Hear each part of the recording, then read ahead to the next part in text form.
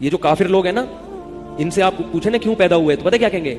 Entertainment के लिए, life को एंजॉय करने के लिए। ठीक है, इनका ये जवाब होता है, मैं एंजॉय करो लाइफ। स्टाइल भी फिर वही वाला हो गए, कंधे मटका के ना जब बोल रहे होते हैं तो उस वक्त इन अल्फाज से भी एंजॉय कर रहे होते हैं। क्या मैं एंजॉय करने के लिए पैदा किया? एक्चुअली किसके लिए पैदा किया है? एंजॉय करो। फिर हिलना शुरू कर देगा, फिर क्या करेगा?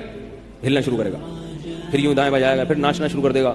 जब मिलते हैं किसी से तो घूमना शुरू कर देगा। एक मकसद है एंजॉय करना, तो उनसे एंजॉय नहीं भी हो रहा होता ना लाइफ, तो भी कोशिश करते हैं क्या करें?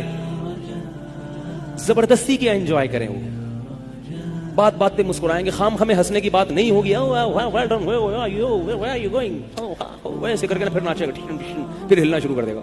तो ये ऊपर ऊपर की मुस्कुराहटें हैं, अंदर बेसुकूनी के कांटे। अगर इतना एंजॉय कर रहे होते तो खंभों से क्यों लटकते, खुदकुशियां क्यों करते भाई?